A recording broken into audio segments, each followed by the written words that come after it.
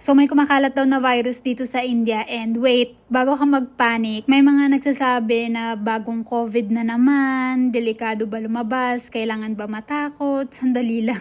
Hindi lahat ng viral dapat natin ikapanik. So, i-explain ko muna kung ano ba talaga yung Nipah virus. I-explain ko siya sa pinakasimpleng paraan. So, yung Nipah virus ay rare virus siya. Hindi rin siya bago. Hindi rin siya biglang sumulpot lang ngayon. So, karaniwan siyang galing sa animals, lalo na sa fruit bats or yung mga panike. At saka hindi siya madaling kumalata. Hindi siya airborne na katulad ng COVID. Hindi rin siya parang sipon. Usually, kailangan ng close contact para mahawa ka. So, ngayon, dahil nasa India ako, ang daming nagtatanong sa akin, ate, kumusta ba dyan sa India, bla bla bla. Sana okay lang kayo, may Nipah virus dyan, ganyan, mag-ingat kayo, huwag kayong lalabas, huwag na kayong bumalik sa Pilipinas. May mga ganyan akong comment na nare-receive. Kasi daw baka ikalat namin yung virus, and so on na mga comment na napakarami naman regarding sa Nipah virus. Kaya naisipan ko na gumawa na ng proper video. And by the way, if mas gusto nyo pa na magkaroon ng kaalaman sa virus, pwede nyo gamitin yung Dola na app.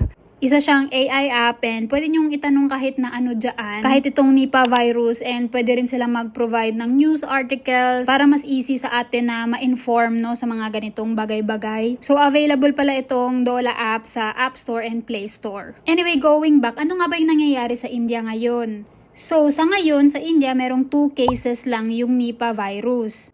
And then pareho silang healthcare workers, tapos na-isolate sila agad, pero meron silang nasa almost 200 close contact na closely minomonitor naman. At wala nang mga bagong cases. Kumain pala ako dito sa may Japanese restaurant sa amin kasi nagkikrave ako ng sashimi. Kaya ang sinasabi ng mga health authorities na contained na siya or hindi na siya kumakalat pa. So sa ngayon, under control itong virus na to. And yung virus is nasa West Bengal siya. Kami naman is nandito kami sa Delhi, NCR. So malayo kami doon. And alam niyo ba, nangyari na to dati sa India noong 2023. Merong Nipah virus outbreak sa Kerala. Nakalimutan ko lang kung ilan yung infected, pero at that time, ang pagkakaalala ko merong 2 na deaths. Seryoso siya, yes, pero maliit pa rin yung bilang at nakontrol agad siya ng health authority dito. After that, wala nang malaking spread or malaking outbreak na kumbaga maiko-consider nating pandemic siya. And yung malaking tanong, nanggaling din ba ito sa India? Actually, hindi siya galing sa India. Unang na-detect tong virus na to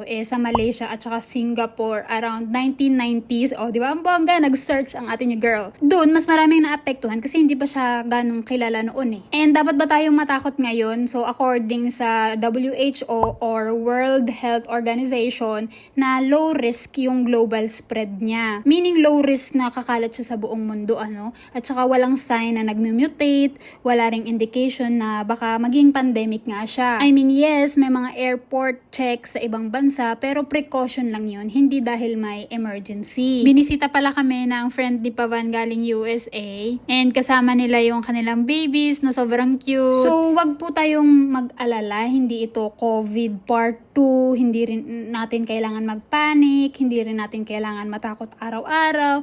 Instead, pwede tayong doblehin na lang natin yung ingat. Kahit kami, syempre, nandito sa India yung outbreak, doble ingat na lang rin sa amin. Kailangan naming hugasan ng mabuti yung mga pagkain na kinakain namin. And as of now, hindi rin ako kumakain ng baboy kasi pwedeng ma-infect yung baboy from the bat. So, mga ganong klaseng pag-iingat lang yung ginagawa namin. And to be honest, hindi nga din siya masyadong nababalita sa news. I mean, news dito sa India. I'm not sure why, pero ayun, hindi natin kailangan na mag-panic. Anyway, after namin mag-dinner sa bahay ng friend ni Pavan tsaka ng family niya, pumunta kami dito sa my clubhouse kasi naghihintay kami ng taxi or Uber nila. And yeah, after that, nagbabay na rin kami. So ayun lang. Thank you for watching. Sana may natutunan kayo for today's video. Bye!